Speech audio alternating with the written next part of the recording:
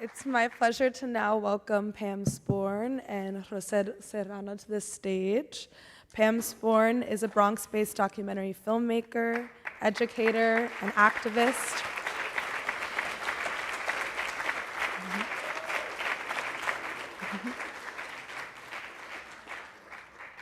A pioneer in bringing social issue documentary making to New York City public high schools in the 1980s and 1990s, Pam contributed to the growth of the youth media movement. In addition to Cuban Roots, Bronx Stories, her directorial work includes Making the Impossible Possible, the story of Puerto Rican studies at Brooklyn College, Detroit 48202, Conversations Along a Postal Route, among many others. And Rosed Serrano is a poet born and raised in the Bronx, currently living, working, and creating in New York. Serrano is a PhD candidate in English and Gender, Sexuality, and Women's Studies at the University of Pennsylvania, and she's a teaching artist at the New Museum.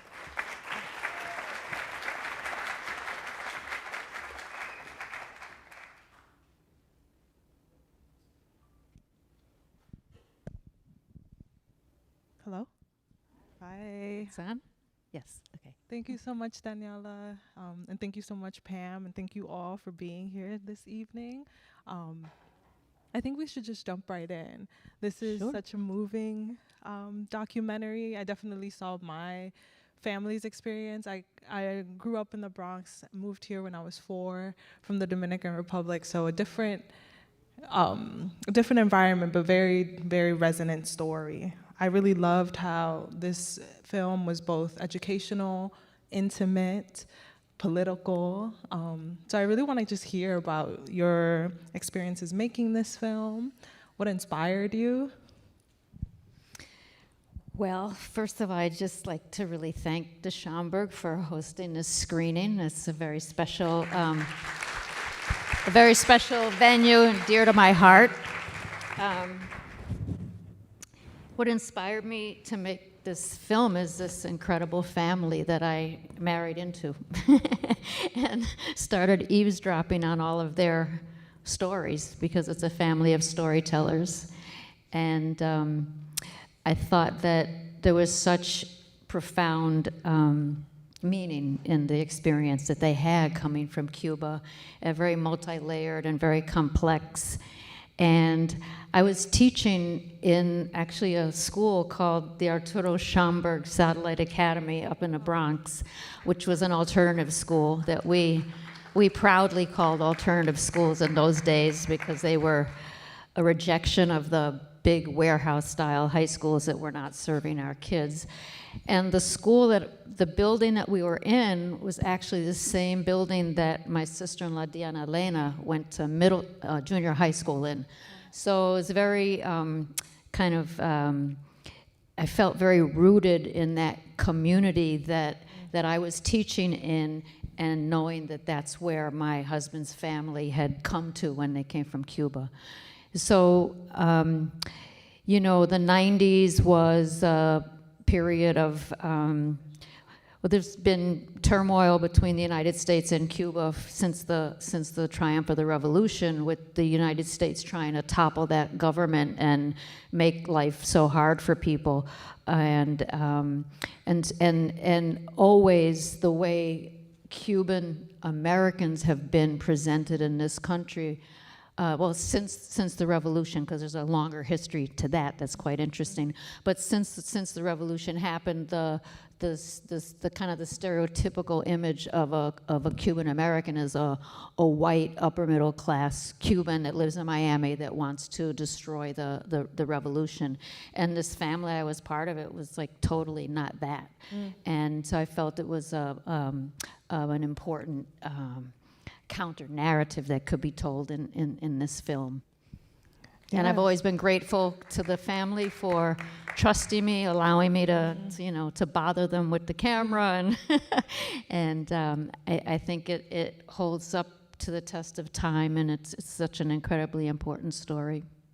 Yes, it's so great to hear that this story that felt so intimate was so intimate in terms of both your career and relationships. I'm curious, how did you approach balancing both the personal with the historical and political narrative that you were trying to tell? Yeah, that was challenging but fun. I remember one of the things I did was lay out this long piece of paper, and it was a timeline, and I drew a line, and I put, starting from, I think, 1898, I put these important dates of just history between US and Cuba. And then on top of that, I started putting photographs that the family was sharing with me from early on in their history up till when we were working on the film, and started to put dates that had to do with the family's history. And that kind of allowed me to see how it could be woven together. And that was, I kind of do that with my work. I'm kind of visual in that way, that I have to kind of make these graphic organizers to think of how things are connected. But yeah, and then I did a lot of research. I did a lot of reading. I did watching films, the usual stuff you do when you're digging into history, and listening to the stories. Yeah, I think you can really feel that. Like well, at least in my experience from watching the film, I felt like I learned so much while learning, by being very close to this one family. It's almost as if this one family really stands for that story that you were trying to tell, this kind of counter narrative, as you called it earlier.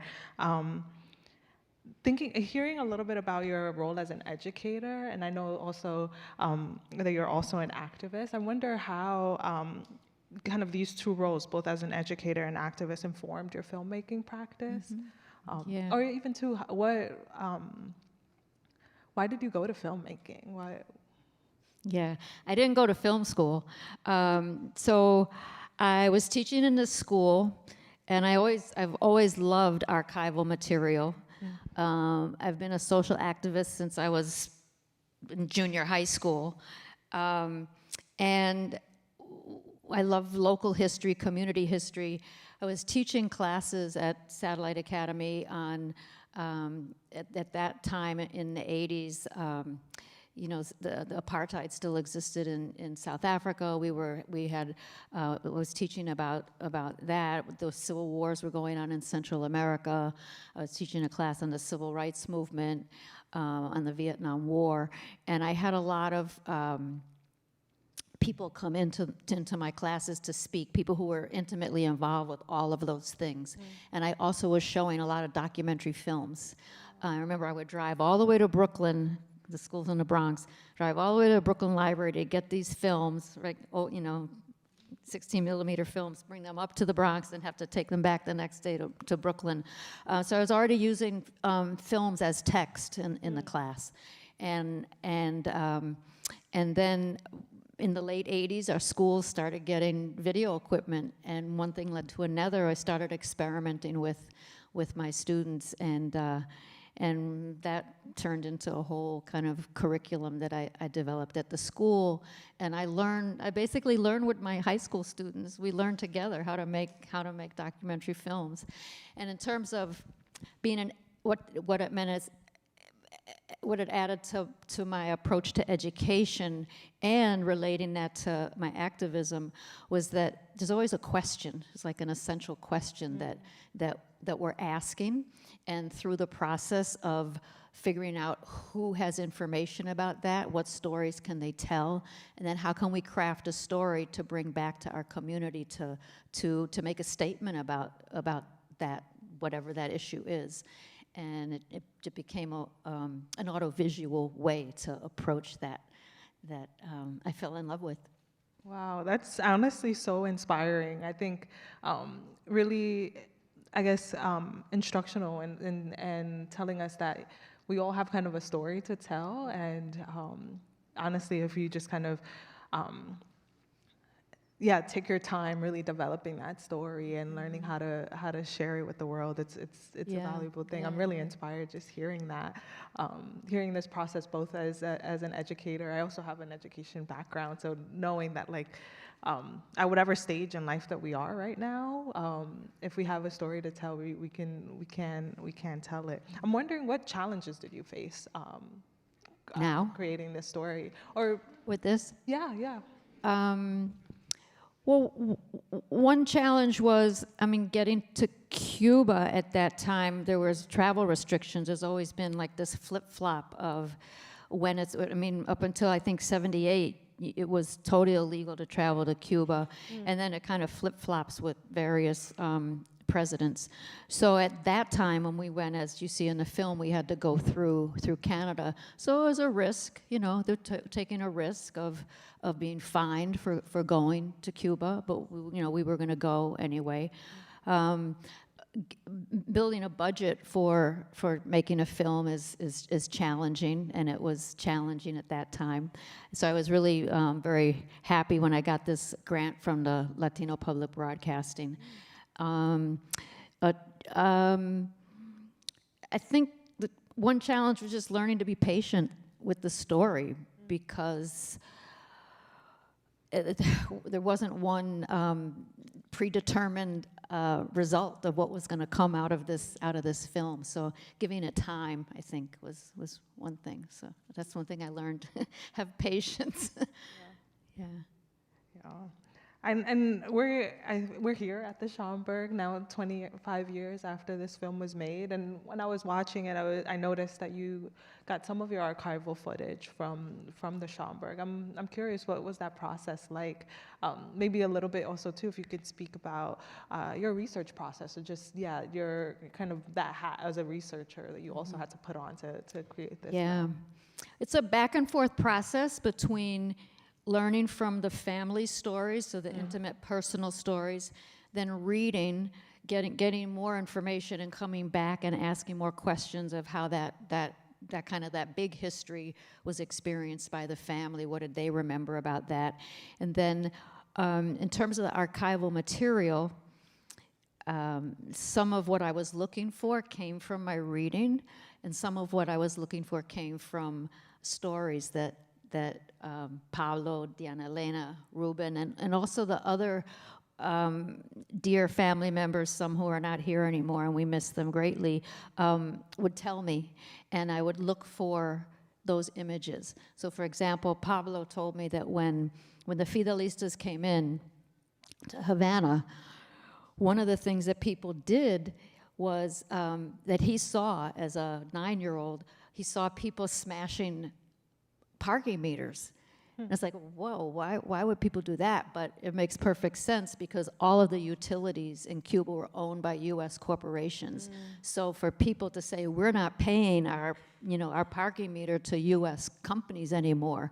And so I was searching for that image. I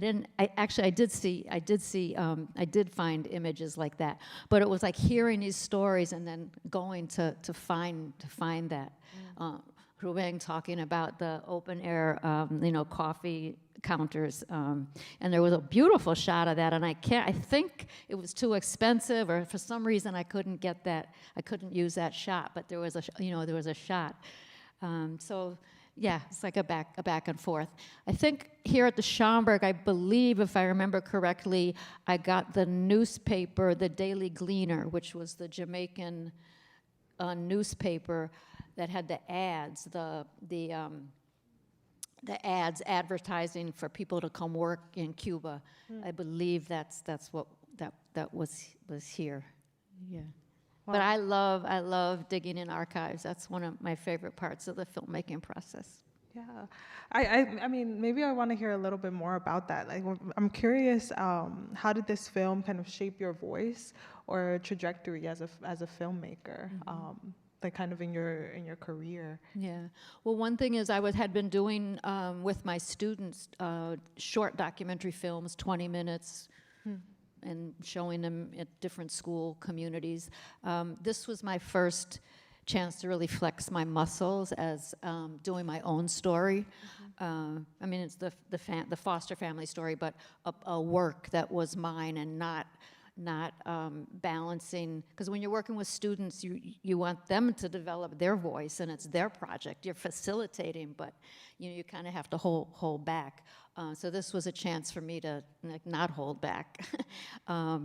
It also gave me a chance to really balance, and I guess this goes to your question about challenges, this challenge of being a filmmaker, a family member by marriage, so like balancing like how much you could push, so that knowing such valuable stories that certain members of the family had, but they were so private they didn't want to be on camera. So, kind of knowing like how much you could push and where that line was that you couldn't cross. So, yeah. I feel like that's a kind of a tricky space to hear, to navigate, especially knowing that there's probably stories that and that you've experienced with the family that probably didn't want to make it into the documentary, but yet the film feels very, very intimate. Like I do feel like I've gotten to know a little bit about the family, and even hearing their relationships with each other, especially as they've grown, both in the Bronx and then also going back. So I think you still managed to kind of create this very kind of beautifully intimate story. Thank you so much. Yeah, I'm wondering what has changed in the 25 years. Maybe your understanding of the family story, or what do you hope folks watching the story now today get from it? A few things. I mean, in terms of the family, we have new generations here who are in college, and there's a, so they're learning this history, and we're so proud of them. And one of our grandsons' name is Maceo, so he's named after Antonio Maceo, who is a black general in the War of Independence. So kind of that history, it keeps going on. In terms of this being a story about immigration and family separation, we're in this terrible, terrible moment right now where immigrants are being targeted and attacked, and families are being separated, and it's because of politics of the powers that be. And so I hope that this film resonates in showing that like families shouldn't be separated, and the idea that borders these are artificial things resulting from power struggles, and they're not the most productive things for human life. Right.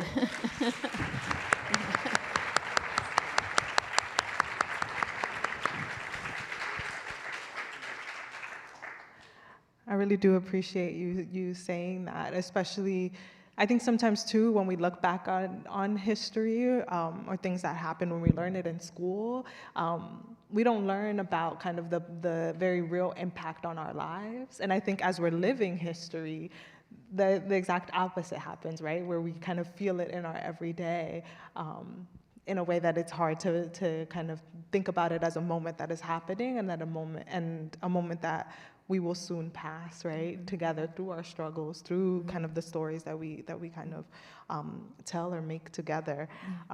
It is such a kind of honor to also be with the foster family here today. And if it's kind of appropriate, I would love to hear kind of what it feels like, both, I guess, to you, and then also the folks in the crowd who are featured in the film, what it's like to watch the story 25 years from now, or the story that's been around for 25 years. What's your experience like watching it today? There's a story or a question thrown out to the family. Yeah. If you'd like to kind of join in on the conversation. I want to honor the fact that we have Diana Elena here is in the house. We have Pablo, we have Rueng, and we have other family members who are not necessarily in the film, but please talk to them.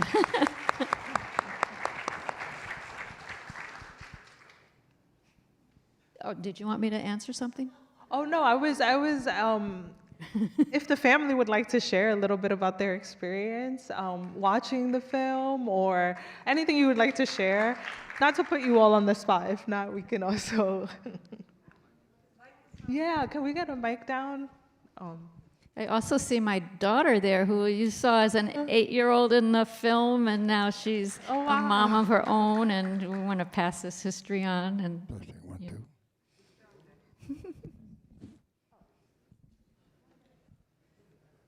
All right, I think we're coming with some mics. Thank you so much.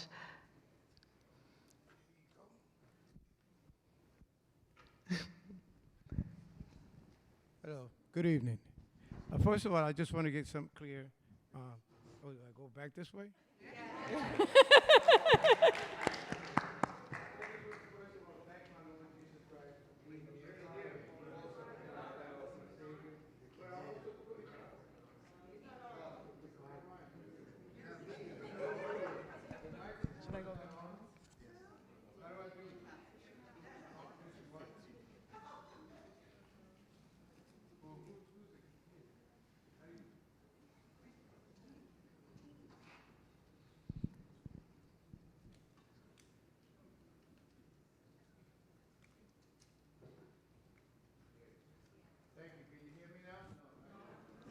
Hello. There it is. I just want to, like I said, thank my Lord Jesus Christ for giving me the opportunity to be here. Another thing, I don't know if my other sister Miriam is here. She's not part of the documentary, but I have another sister there that I thought that she should be recognized because she was somewhat behind the scenes also and had influenced me in a lot. I just want to, after 25 years, I still get emotional. When I see my brother Carlos, we used to call him Carlos, he was like my oldest brother, and he didn't know him, but I really looked up to him. I mean, like I think I said it before, this tie, he was the first one that showed me how to make a tie. He showed me literally.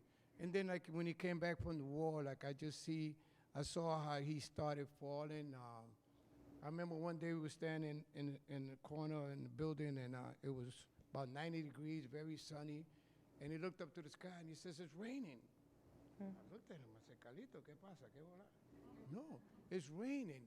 And but he went from there. He started changing, totally changing. I think he was my role model to see that and to see him here. He passed away about 3 years ago, Pamela. He never recovered.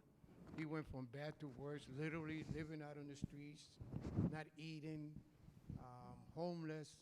And he was very, very intelligent, very clean, very neat. He was dirty. I mean, and to see him there now, I almost cried. And to see mi tía Cata in Cuba, to see her, and people didn't know that in Cuba we were speaking English because of the Jamaican descendant. We spoke English. I remember she used to call me in Cuba, Rubin. You know, that's the way, and I was really kind of embarrassed because rather than here, speaking English in Cuba when I was a little boy was a little embarrassing. And as opposed to being here and speaking, then I got here and speaking Spanish. Got a little embarrassed too because I wanted to learn English. And so to see my family, 3 of my siblings have passed away, my eldest brothers and sisters, the last 5 or 7 years have passed away. But it's really, you get emotional. 25 years later, I'm still emotional, even though my family have declared me the cry baby of the family. That's my title, because I get very emotional. But I thank God, and I thank my family, and I thank Pamela for what she have done, right? And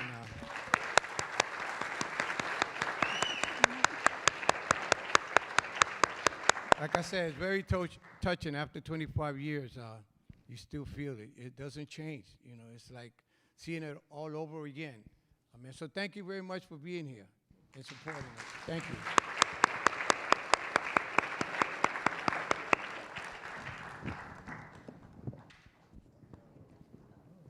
Still the same way as when my wife decided to make the movie. I really was a participant, a reluctant participant of the movie. I didn't want to be in the movie. I'm a very private person, but my wife has the tendency to get up and put the camera right in your face and force you to speak, and I don't like that. But I had to do it. I'm married to her, and therefore, you know, something's got to be done. So I was there. Yes, I really, you know, my brother Ruben says, seeing family members, seeing my brother and Carlito and others, and Eddie, who's not longer, my sister Kuti, who did so much for us. You know, remember, we were 7 kids, and my mother and father separated. So we were forced, because of being poor and not having a lot of things in Cuba, we were forced to depend on each other and tell stories, so my sister could go to the movies. She is older, but then she'd come back and tell us the whole movie, you know, to us, and we all listening to her and everything. That's the way. So that constantly was the thing in the family. How do I feel about seeing the movie 25 years from now? I feel old. I look at myself and I say, Jesus Christ, look at that. I had some hair, and I was younger, and I wasn't sure. And my daughter is 8 years old at that time, and now she's a mother of 2 kids, 2 great grandkids. She's in the back over there, and it just kind of like, you know, it makes you realize how time has gone by, and things have changed. And I'm hoping that family members, the young ones, could see back and hold. You know, one of the problems of blacks, whatever you are, is, especially my family, we can only go back to Jamaica. After that, I don't know where my family came from. I'd like to go to Jamaica and do some research as to what plantation they were in, you know, what was some history as far as I could take it back to Africa. But, you know, we are very forced to just, our history is cut because of not being allowed or given, you know, the opportunity to find out our history. So when I look back and when I left Cuba, I thought it was just my grandmother, my aunt, and my grandmother. Well, when we went back, I found out that I had a sister there, I got cousins there, and the forces are coming out of the wall all over the place. So at least I had that opportunity to get a history of what other members of the families in Cuba had told us. So I feel old, but at the same time, I feel that we have a history there to give to lead to the family, and I'm glad that I've been part of the history here from a left point and not from a right point, like the people in Miami. Okay.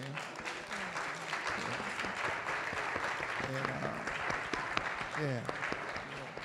So if, you know, I am a racist when it comes to, I don't deal with the people in Miami, the white Cubans in Miami. So I'm here, I am black, always been black. The racism in Cuba was real, and we faced it, we have it. My father is not right when he says that the Cuban Revolution broke the tranquility and everything was nice and all. That's not true. Okay, I have to go against my father on that. That's not the first time. Conditions in Cuba were terrible for black people. We were denied a lot of opportunity. We were poor. We lived in houses where, you know, there were no bathrooms. It's outside of our house. Some of the kitchen floor was dirt. Okay, poverty was great. My father was a cab driver. Why? He spoke English, but why didn't he have another opportunity? Because they didn't exist in Cuba. So coming to the U.S., we felt very much part of being black, being faced with the same racism, and that, you know, we need to fight back. So I thank my wife for making the film. I don't thank her for putting the camera on my face. And I'm glad that we got something to lead to the younger ones in the family. Thank you.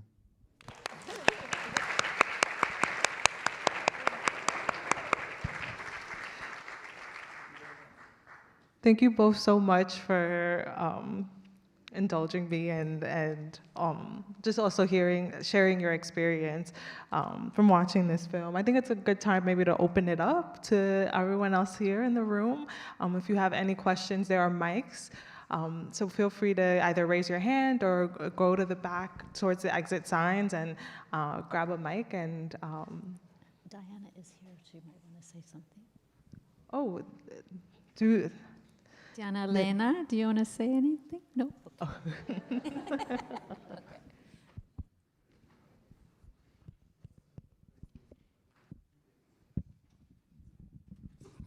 Testing 1, 2. My name is Cyril Ennis Jr. I want to say thank you. Thank you. You showed me Carlos Foster, whom I met working in school board number 9 in the Bronx. He used to work with children with horses at the Pelham Stadium, original black cowboy. Wow. And I met him. I was his person who worked with him on his contract to make sure that he kept getting funding for our children in the Bronx and with the horses. And because of him, I learned a lot about Cuba. Wow. And it brought me to understanding the blackness of Cuba, the beautifulness of the people of Cuba, and what the United States tried to do to Cuba. To this day, I said, Viva la Cuba, long live the revolution, and to give you one thing, I'm a Black Panther.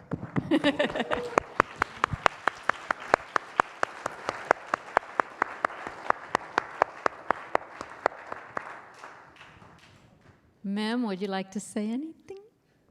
No? Okay,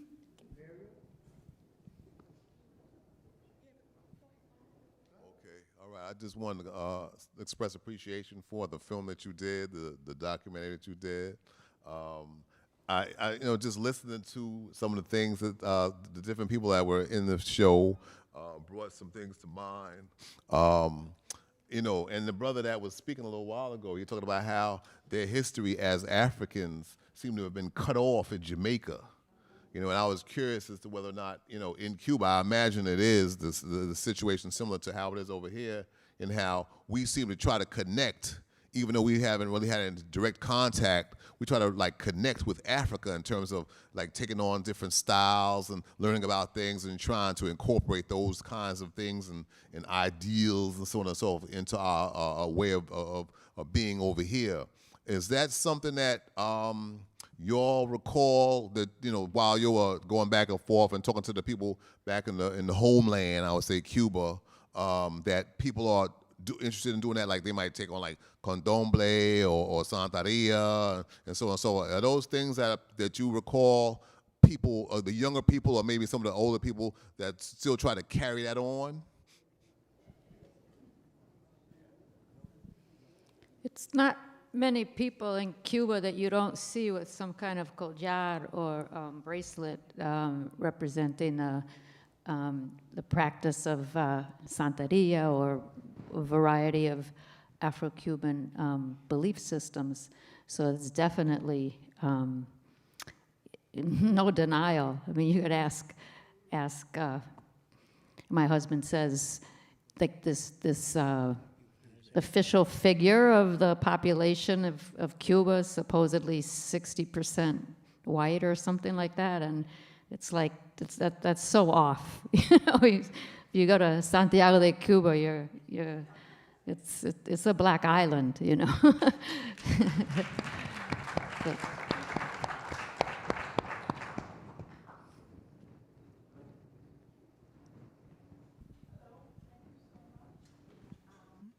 What's this? Okay.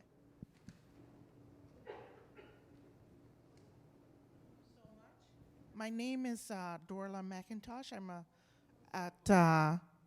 taking a class at Columbia University on the Bronx specifically, and which is why my classmates and I are here tonight.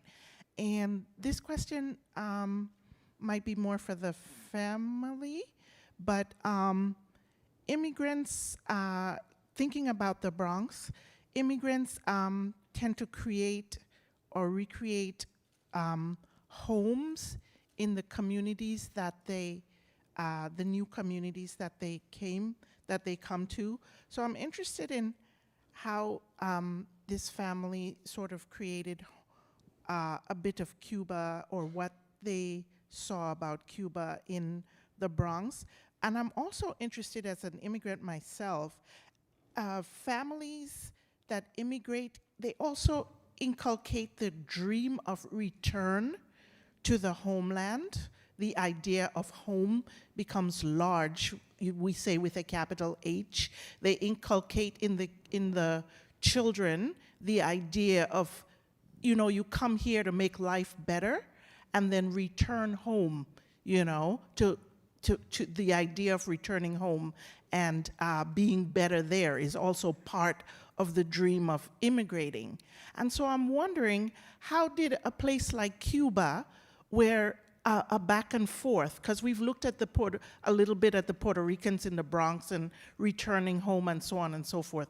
How did a place like Cuba, where return was not so easy, I just want to have an idea of what was that like for this family, or for how do Cubans deal with that idea of not being able to return?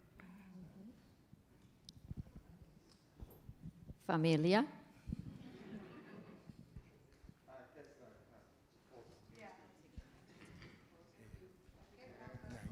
You let me know when. Go ahead.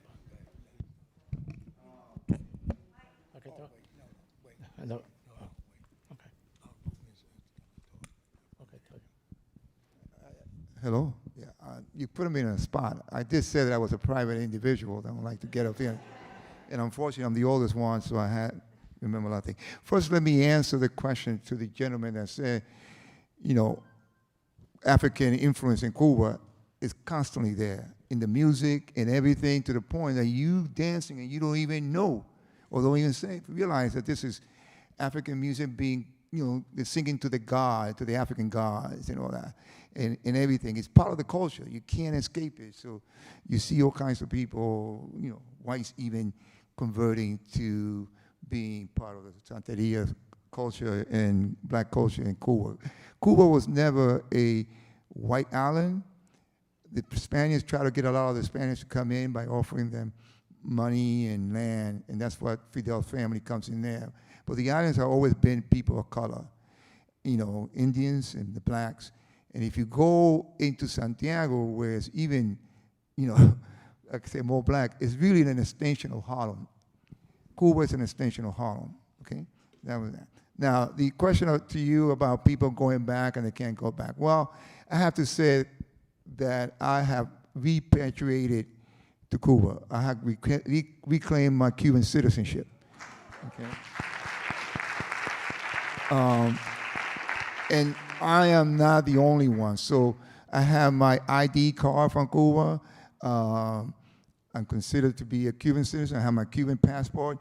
The great thing is that when I go with my wife and we go into a public place, she has to pay as a foreigner more money. I, as a Cuban, don't only have to pay 2 pesos or something like that. So that has been a great thing. It also serves as my connection to Cuba. That, you know, I grew up here, but I am a Cuban. Okay. Now, I don't want to be a Cuban of promoting nationalism. You know, I want to be clear with that. I'm an international outlook I have in life, okay? I'm not promoting Cuba. I stand in Cuba against U.S. imperialism, just like I stand against the Israeli and the government or what they're doing in Gaza, okay? As a human being, and my politics. So I repatriated because I believe in what the Cuban people are doing, you know, with all the mistakes they made. And the most important thing is that they are standing to the big, bad monster and gave him a black eye that, you know, they hate. But also, let's remember, Cuba is not the first one to give the U.S. a black eye. Haiti, you know, the other one, okay? So, Haiti was a big one. You know, they didn't want to recognize Haiti. They didn't. And they didn't want, keep Haiti out of here because the blacks here are going to rebel. So I want to, again, I grew up here. I'm part of the left movement. I recognize Cuba, Haiti, and Gaza, and all these other countries or people fighting back. But I do have my card of Cuba. I'm a Cuban citizen. I could buy property in Cuba that my wife cannot. So yes, it's my connection to Cuba, but more important, it's my connection to what Cuba people have done from the health, the sport, but more importantly about education. Something that is not in the film is that there was a mass campaign after the revolution to educate everybody in the island. My sister took part in that, So all of these things that we experienced was in us when we came here. And for me, it certainly exposed me to left-wing politics or communist politics. So I had ties to Cuba. And I go every year, so. Okay, thank you.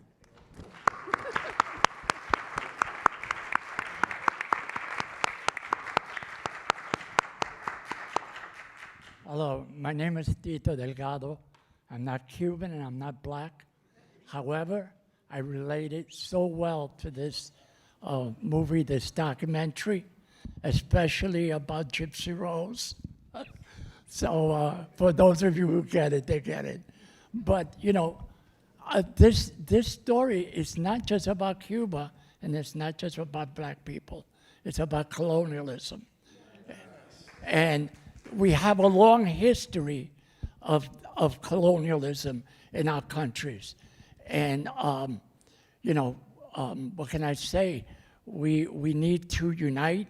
I remember growing up on the Lower East Side that during that time, blacks and Puerto Ricans were real tight, really tight.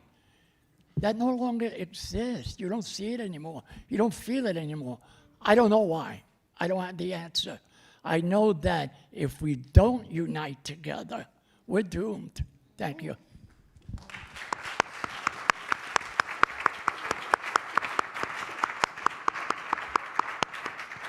Thank you so much, Pam and Rosed, for the wonderful conversation, and congratulations on this being the 25th anniversary of Cuban Roots Bronx Stories. I don't think I mentioned that earlier.